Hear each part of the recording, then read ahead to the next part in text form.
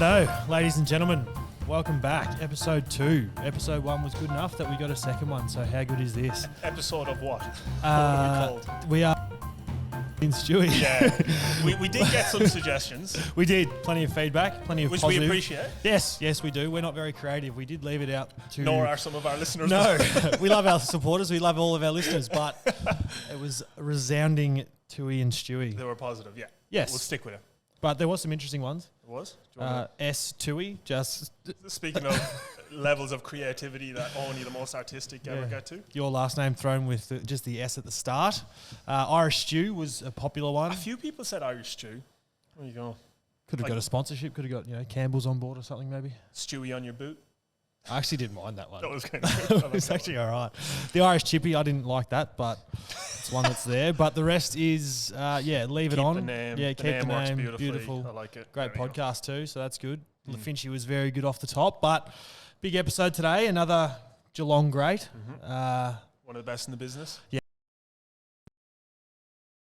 Welcome in probably 20 or so minutes. But how have you been, mate? What's news? I've been good. Slightly better than when we did this podcast last time. Yes. Still not much perfect, better. but it's been good, mate. It's been good. We got our mojo back a little bit, didn't we? We did. It was strange. I think so. The Hawthorn game was the first one. Obviously, we finally got going. That third quarter, was just. You're rarely going to get quarters like that in footy, like where everything just seems to click. But you rarely get quarters where everything doesn't work. So it's always somewhere in the middle. And sometimes as a player, it can feel like you're living more on the negative side of the ledger. Yes. And you're still doing all the same work. I don't feel like, as a player, I don't feel like I did anything different in that Hawthorn game or in that third quarter of the Hawks, and we kicked 10 goals, whatever, than we did in most quarters. It probably just goes to show the absolute percentages, how different games can look. And I suppose we probably experienced that on Friday night where for long periods of that Richmond game, it did look like a Geelong game of football. And, you have those games where unfortunately sometimes you do get beaten, but I felt as though we were in that game for long periods. Yeah, it's funny. Halftime in that game actually felt to me a lot like the Hawthorn game. I think Hawthorn were winning at halftime, were they? It was either it was very close. Maybe a couple of points, but it felt like the game was just about to break up, and it didn't feel like we could continue doing everything as well as we were and not get a result. Friday night goes against you. That's the name of the game. It happens. Obviously, round 3 and all the rounds since then didn't. Yes. But I'm feeling it's eerily similar to last year. It is. Yeah, it is similar, very similar. Obviously, a lot of differences, but, same record coming off a performance that wasn't all bad, but we did end up losing. And, we've got a big travel this weekend over to Perth, which is obviously is probably the most difficult travel that you do have to come across in our fixture. But I just think, sort of circling back, the best thing is, and I think you said it quite well, is nothing has really changed. Like, that's probably the sign of where this group's at, and where we're trying to get to is you don't really ride the roller coaster of wins and losses. And I think that's been, from our point of view as senior players, the most impressive thing with our young kids coming in is they've just come in and they've really taken it forward for us, I suppose. They've come in with a bit of spark, but you wouldn't know that they were playing poorly or well, and they have been playing extremely well. You would know that they're inexperienced, which is a marker of good coaching and a good club, because it does feel like soldier in, soldier out. Now, I would never be able to replace a Dangerfield or whatever, but like for those guys to come in, the Adelaide game was a great one. The last 10 or 15 minutes of that game, it was properly on the line. Like they did not go away. It was very rude from Adelaide actually to come here and do that. It was very extremely rude of them. They should have gone away quicker, but yeah, it's a massive compliment to those who had an impact in those last 15 or 20 minutes. Like, Tanner Bruin, Mitch Nevitt, Tommy Atkins Maxie's around the ball, bit, Max, Sav. They have those moments where you're like, and Scotty articulates it well in the media, like the next, 5-10 years. Yeah. Like there's no reason to be sitting on our hands and waiting because it's getting shown out there on Saturdays. So one of them on Friday night was Clarkey. Yes. Had a lot of talk about him in the year up till now. Yeah. What do you think of his debut? Friday night MCG Friday Night Lights, ties. I mean, I think, there's obviously the Joel Selwood tag and what he sort of was tagged with coming in, but for Clarkey, he's just no fuss. Isn't he? Zero fuss. Comes in, just, pig nose in the trough and gets to work. I love him. I think he's brilliant. Local kid, Queenscliff. As I said, no fuss, and he's got a bright future from what he showed out there. Yeah, I like the way. So we might have talked about this privately before. I reckon you can tell a lot about someone's character just about the first couple of months they spend in the club. Yeah. A lot of, because these guys are coming in, they're young men. It's probably really excited just to be drafted. A lot of them are probably Cats fans, so you're mingling with Jez and all these guys. Just head down and did the work. And like the comparisons to Joel, it's so unfair, really. Anytime I hear those comparisons, because it's a compliment, but like no pressure, kid. Yeah, but zero. You kind of get it. You just get it about how he. You just get it about how he goes about it, which got me thinking about debuts. Yes. Well, we debuted for the Cats together. It was your first ever game. My first game was Amy Park Oval. What was it in Adelaide? Stadium. Amy Stadium. What was it? Amy Oval. Amy Stadium. There you go. That's gone. So the one where you can't see one side to the other because the hump in the ground. The hump was so big they buried an elephant in the square. Yeah. That was my debut. Got me thinking about it. I was sub as well. Yeah. Oh, really? I did not know that. Yeah. Sub rule was in then. Yeah. Right. So I was vest on. Yeah. I was actually at the time I was flat about it. Like really, I should have just been happy about debuting and stuff. And I got on, and Michael Jemison, fullback at the time, rolled his ankle 5 minutes into the game. Perfect. So they're nudging me, going, "Be ready." So all right, the anxiety coming, striding up and down the boundary, like just getting in game mode. Push-ups on the boundary. He hung around till 10 minutes into the last. Like, Michael, what are you doing?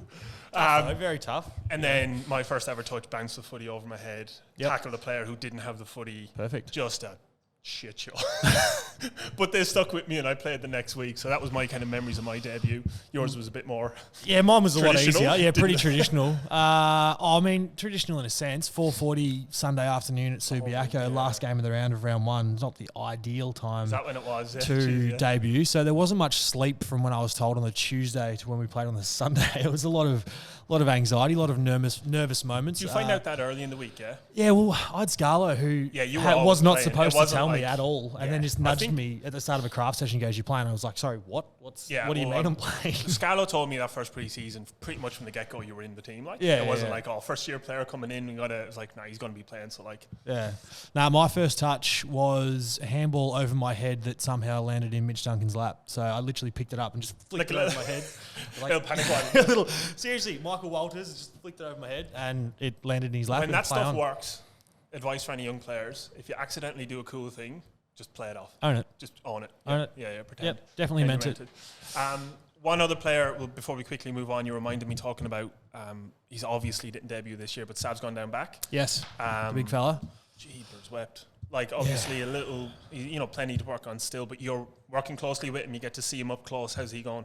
He's really impressive, mate. I think the thing with Sav is he's been in the system for the same number of years as I have. So he's 25 now. He's quite immature in his experience in playing the game. Like, he came from a soccer background. He's sort of came relatively soon in his career. Like, I think he played early in our second year, early 2018. So. Had a really badly broken leg, which I reckon set him back a fair while down here. Dislocated ankle, severely broken leg, which was pretty bad, I think, in his sort of his growth as a player. But I think the most impressive thing that I've seen from Sav is just very cliche, his willingness to learn. Like, he's not afraid to ask stupid questions. And I reckon that's a good thing, sort of changing positions a few years into your career. Yeah. He sort of knows exactly what he's about. He knows what the game's about, but he's trying to learn a new position. So he's not afraid to ask dumb questions, which there's not any dumb questions in footy. But I think just his perseverance to mark the ball is what's impressed me. Like, he gets done sometimes, and that's going to happen in the position he plays. He's going to play on some unbelievable players. But he's just so demanding of us around him to set up well so he can play to his strengths. I mean, there's not many better contested marks in the game than him. And he's only going to grow and flourish, and he's already dominating games 9 games into the position. So it's really impressive, and I'm super excited to see where it really gets to. Yeah, I agree. And the thing you said there about like being willing to ask questions and maybe look like you don't know something that you should know. God almighty, the amount of times that happened when I was younger and didn't have the confidence to ask the question. And no matter if you're a player coming into an AFL system, no matter what the question is, I guarantee you someone else in the room is thinking it. 100%. Like if you're unsure of a structural setup or even terminology, when I jumped ship from Carlton, came here, like all this stuff is the same. Yeah. Like we play different structures in that, but still just footy. I was 120 games in, and just some terminology I wasn't familiar with. Yeah. And if I was a first year player coming here and not a 7-year in coming, there's no way I would have been asking what lags and pivots and all this stuff means. Like, so even times during the season when you're just fully exhausted and you're not quite functioning as highly as you can, sometimes you just do need a refresher. Yeah. And like me and yourself, you're experienced players, just like, oh, hang on, let me just really get that detail right so I can really nail it. He's doing that from the get-go, which is fantastic. And he's on that last line where you sort of need everything structured up in front of you to sort of understand the nuance of the game. So I think he understands that that's quite a pivotal position. So there's a high price on mistakes playing there. Huge. But I think the best thing for Sav is he's getting the job done now. And, you know, you don't want to rely on soldiers coming back, but he's going to be better when Jack's back. He's going to be better when DK comes back.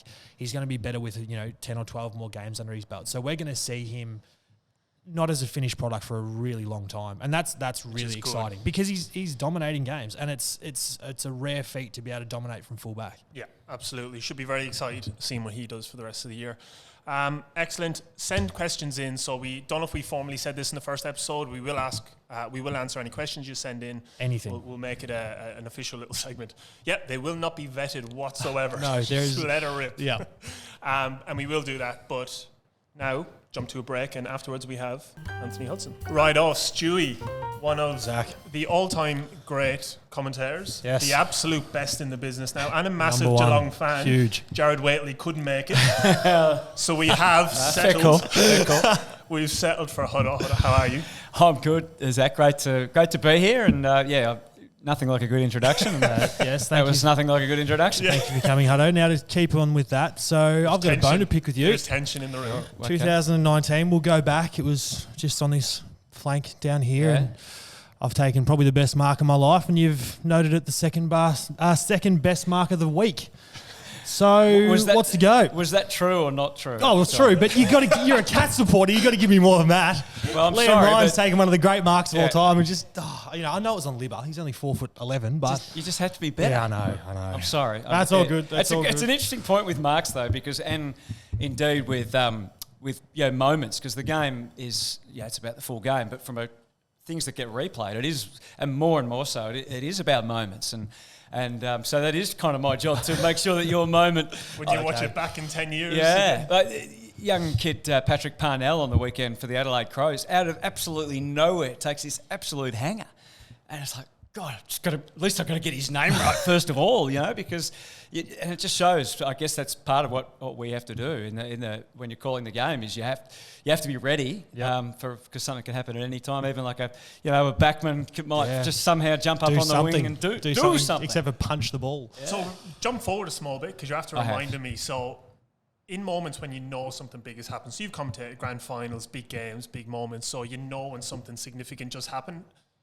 How much are you taking out of the moment because you're worried about how you call it and how you represent this moment because it is going to be replayed, or do you just are you so experienced now that you just say what comes naturally? Well, yeah, the best times are when you are just literally living it and calling it, and something great comes into your head, but it doesn't always happen. It doesn't always happen. So it's something I don't think you ever perfect. You just sometimes some work better than others. Sometimes things come into your head that capture the moment perfectly. Other times you look back and go, didn't quite get that right, or I wish something more inspirational had come into my head. So it's probably like anything. Sometimes you're happy, and sometimes you go, I could have done it better. Because you've had a couple of big ones, big calls. There's the Buddy, 13 goals up in Sydney. Actually, the up in Sydney against Geelong, the final in 2006. Yeah, Davis. Have you called any good moments for Geelong?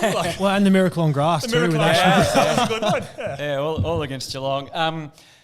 So I got to call the 2007 grand final, so that was pretty good, and the 2011 grand final as well. So that was also very good from a TV point of view, and called 2009 on radio and called last year on radio. So there's been some good ones along the way. Yeah, beautiful. Now we'll take it all the way back to early days for you. You got your start in Bendigo. Yep. born and bred Bendigo boy? Yes. Oh, actually, I was technically born in, well, not technically, I was born in Melbourne, but Okay. yeah, we moved to Bendigo when I was, 1 or something like that. Yeah, nice. And grew up there, yeah.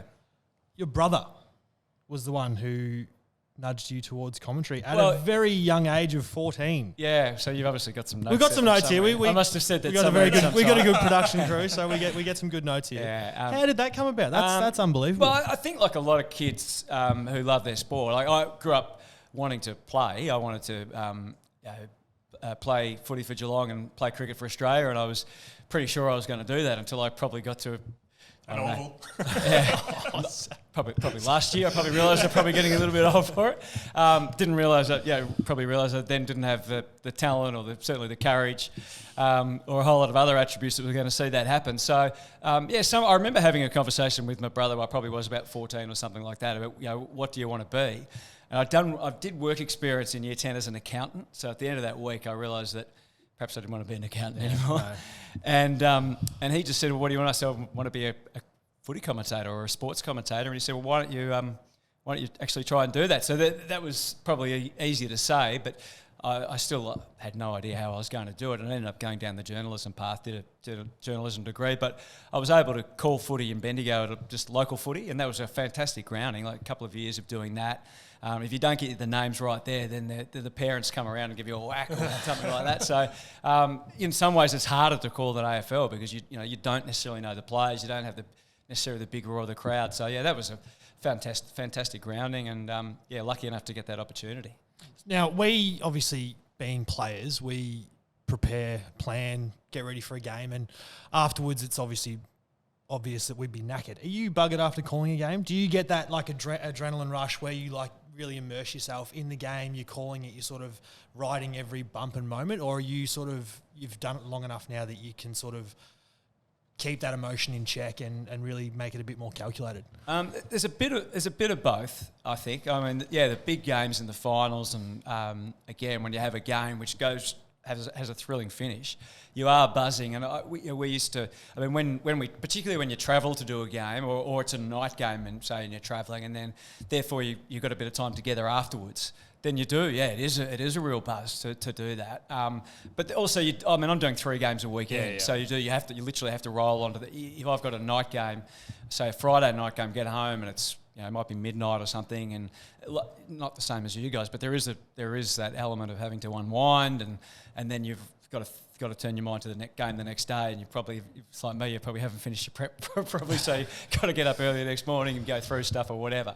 So. It's a bit of both, to answer your question. What does prep look like? Obviously, statistically, you have some stuff on the players. It is. I still can't answer that question properly after all this time. I'm still not certain what the best prep is, and I reckon it's different for every commentator is different. Some are more statistically minded. Some are more, want to tell an anecdote about. You growing up in the rolling hills in Ireland or wherever, or that someone's sister's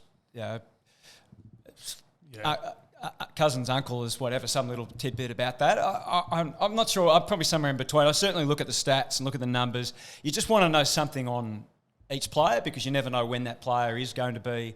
You're trying to look at it from a perspective of the fans of that club, so you have to have it. You know how much the fans these days know about their players. They know a lot, so you want to be at least at that level, but also you want to be able to bring a perspective and educate the average fan that's sitting there watching the game and doesn't barrack for either team. So it is, Tuohy gets the ball, just update people on how he's been going. He's been struggling of late, hasn't really probably.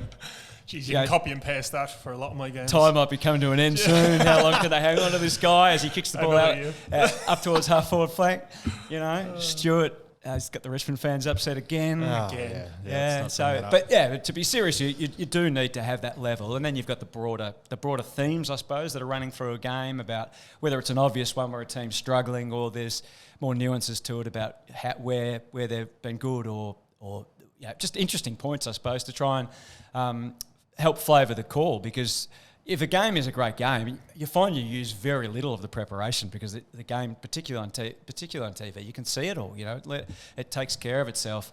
And on radio, you're just calling it as you see it. You're trying to bring that descriptive element to the game as well. So, as I said, a lot of the prep I don't necessarily use, but certainly in terms of you want to know who all the players are too, and that's the basic. That's 101, and every now and then you realise you probably don't know that there's a certain player or a couple of players that for whatever reason you have mental blanks on, of course, and you just go like there can be two players in a team that have different colour hair, but you still go, is it him or him? So how your mind works, sometimes I wonder. You've been in the game coming on 30 years now, which is a fantastic achievement. Do you sort of see yourself as a bit of an older figurehead in that space? Like, there's obviously a lot of players now that are coming into the media space and ex-players that are sort of coming through. Yep. How have you seen that sort of shift over the time? Like, has it always been sort of similar, or is there new ways that they're going about it? That sort of thing? Well, the media's certainly changed. I mean, obviously with the digital age, it's presented a lot of other different opportunities, which is really good. I mean, you wouldn't have. When I first started, you wouldn't have had too many players doing stuff like this. You might have had the odd one like Dermot Brereton or whatever who was in the media, but players really didn't want to talk most of the time. And now you have those sort of things. I think when the media started, in fact before I got into the media, probably say from a radio point of view, you'd have the same two blokes.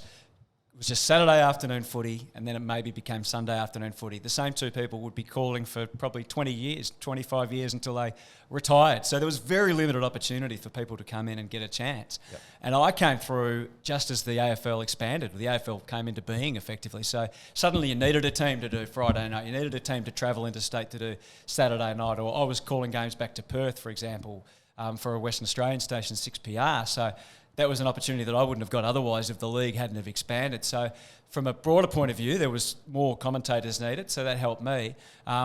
But now it is like, all the VFL games are being done on KO or on Channel 7 or just for streamed on clubs.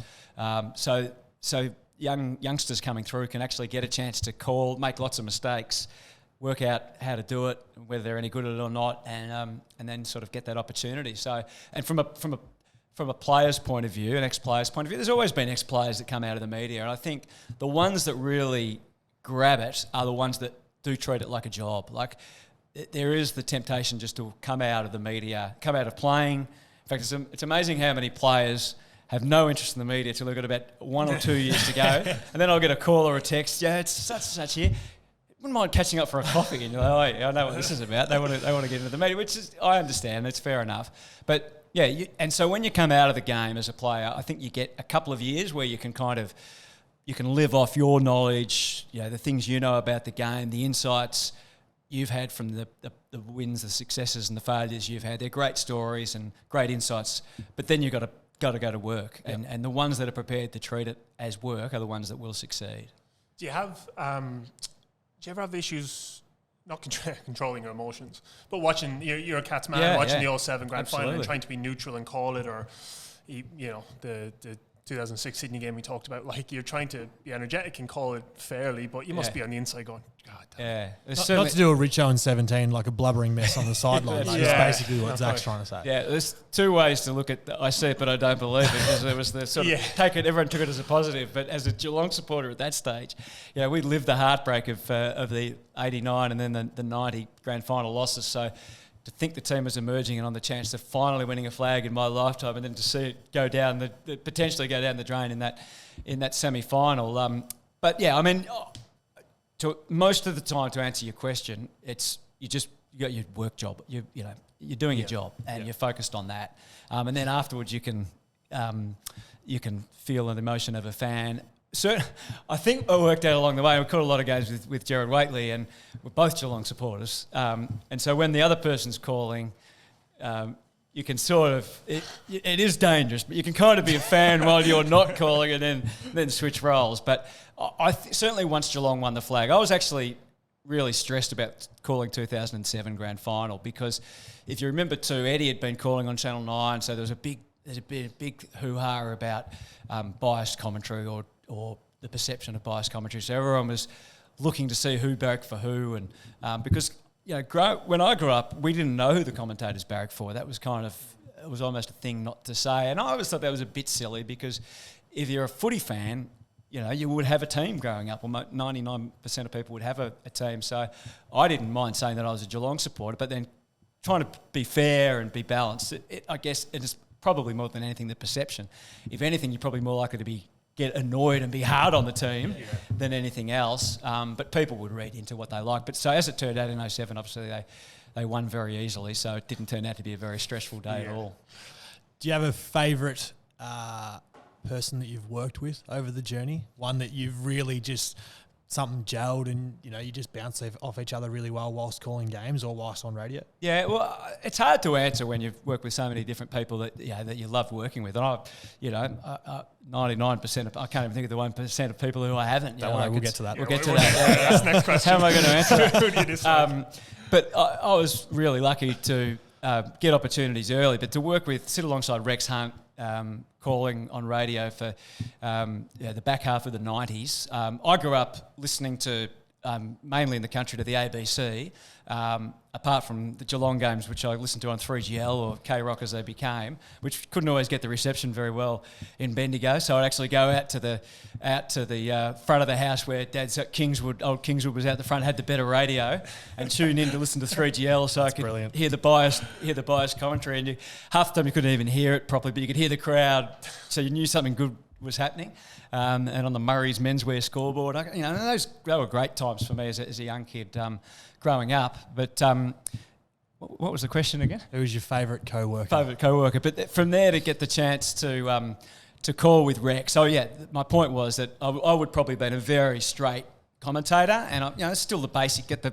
Where's the ball and who's got it? All those basics are still really important, and that's the basis, hopefully, of what my commentary is. But he sort of taught me like that, the entertainment side of it, because he was completely crazy in the way he called, but absolutely brilliant as well. I always say with Rex, if the game was at its top end, he was just top end. If the game was shocking, he was top end as well, because he would call it shocking in a funny way. The middle games he probably got a bit bored with. So there was that, and then even when I was at 7, I had the chance to work briefly with Bruce McAvaney and Sandy Roberts, and really icons of commentary. And then over the years, Stephen Quartermain at Channel 10, and then now with Wayne Russell, and as I said with Jared in the past. And so I always. Tim Lane now at AW, I work with him at Channel 10 as well. He's a legendary caller, and I hate starting to list names because I'll miss somebody. But so I think Rex is the one that probably made the biggest difference. And I was young and coming through, and just really circumstances I fell into that job to a degree. So that was pretty good. Who do you hate? Go on. Who do I hate? Somebody. Yeah, no, yes, too long a list. I don't want to individualise. Can't individualise. Do you? We were talking off air just before you come in, or I made the point that I love Premier League. Obviously, watch a lot of GA back home, and the one thing that strikes me when I get home to Ireland and I'm listening to a game or watching it which is a compliment to you guys maybe, but the standard of commentary is deplorable. And it's the same in the Premier League though. It's not. It's just how things are done. So if you close your eyes and watch a Premier League game, there's 7 or 8 seconds of silence, and then it's just the player's name. And there's 6 seconds of silence in the player's name. And unless the ball is being whipped in and having a shot, do you ever listen to other sports? Are you big into American sports? Do you look at commentary in other sports and think, but we do it better than that?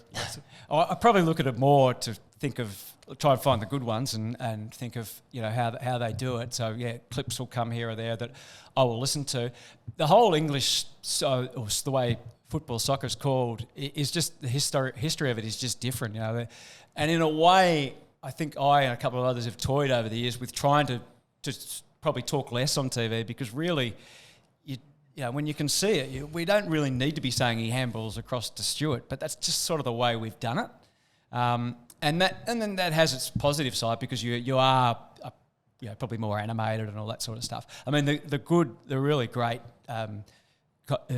soccer commentators or football commentators can just explode, and so some of their calling is brilliant. There's some iconic moments for sure. I guess I'm talking about generally speaking. But I think it's more style. But your point about, I think this is true of race call. I'm not a big racing man, but I think it's true of race callers around the world. The Australian race callers are as good or not better than any. And again, it's a little bit of stylistic about how we do it here, but I think they're as good as anyone around the world.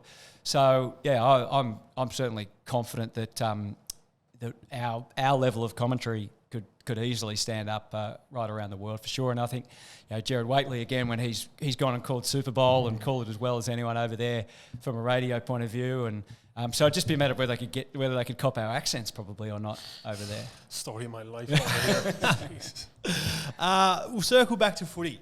Number 33 on your back as a kid. Yep. Bruce Nankervis. Bruce Nankervis, yeah. So I became a Geelong supporter. Mum and Dad live in Geelong now. Mum grew up in Geelong, and I remember I was I think it was 76 was the year. So I was about 5 or 6, and Mum said, we're all going to barrack for Geelong. That was just Mum was certainly more strong in her persuasion. Dad barracked for Essendon, but Mum barracked for Geelong, and my older sister barracked for Essendon, but my brother and I barracked for Geelong. Who's going to be your favourite player? And I didn't really know who they all were, and Bruce Nankervis was the captain, I think, for that year. And so I thought, okay, that'll do. So he became my favourite player. Wore number 33. He was an electrician. So I wanted to be an electrician for about 10 years, just purely on the basis that he was an electrician. And there would have been a lot of fires started over the years, accidental work incidents if I'd been an electrician. I am not particularly handy at all, unfortunately. It's okay, mate. So that's I worked out a little bit later on, but I had the pleasure of meeting Bruce a few times, and he was a runner and then the assistant to Blighty for a period when he was coaching down here. And they say never meet your heroes, but he was just the most lovely, and he's just the most lovely man. So it's funny how those little things. But I have a poster which I've had on my wall. Which I found from, it was about 76 or 77 of the Geelong, just your standard Geelong team. It was 3DB and Channel 9 sponsored sort of thing of all the players of those years. And when I found it, I thought, how good is this? This was on my wall, 30, 40 years ago. And so he stuck it on the wall in my office, and still look at it every now and then and think back. That's brilliant. Any others over the journey that you absolutely loved? Any current day cats, apart from Jeremy, because everyone loves Jeremy? Sense a little bit of jealousy there. Well, he's a forward. He kicks all the goals. Not enough praise to the defenders, but that's okay. Fair enough. See, Bruce Nankervis was a defender. Perfect. He didn't. I'm not sure he defended that much, but I don't either. Well, that's good. Maybe he set the trend. I mean, Gazza Senior, first of all, it was just like for Geelong supporters who had a great era to follow in the late 80s into the mid 90s without the ultimate success. Just to watch Gary Ablett Senior, I got to call him just a tiny little bit when I started. Would love to have called him more. I think every Geelong supporter from that era would say Gazza. There was other players you loved as well along the way, and then I suppose just all the boys that contributed to the premierships that we finally saw when things broke through. And I love the way those people like Billy and Andrew Buse, those guys, and Barry Stoneham, and speaking to them afterwards, like when we finally won, not as good as them winning it, but I love the way they handled that they would always live with that little bit of disappointment that they didn't get the flags, but it meant a lot to them. So that was a great sense of satisfaction. And then, what Chris has been able to do with you guys, and congratulations for what you were able to do last year to think of how the list has turned around. I think, and again, I don't have really anything to do with the footy club at all, but you speak to a few people and you get a sense for what you guys are as a playing group. And it's hard, and particularly the way you handled the success last year, it's hard not to be just so proud of all of the group and what they've been able to achieve. I didn't come here to pump you up, so I don't know what I'm doing that. But so fantastic. It is fantastic. Yeah. Excellent, man. I've shut you up, haven't I? That was very good. Caught me off guard with all your flattery. Yeah. Now, mate, look, we appreciate your time. We're conscious that we don't want to steal too much of it. For the record, we were talking before you come through about different commentators, and I guess I don't watch heaps of footy. I tend to have it on, but as far as I know... you've been making the whole thing up really here. No, I watch enough to know who the good ones, and you're the best in the business, mate. I don't know a single player who doesn't love it when you're calling. I know plenty of players who don't like other callers. Who? Oh, I can tell you off air, mate. It's a long list. That's an off but, mate, you are the best in the business. Every player loves it when you call their game. So thanks for giving us your time. Really do appreciate it. And, thanks. Pleasure. Great to be here.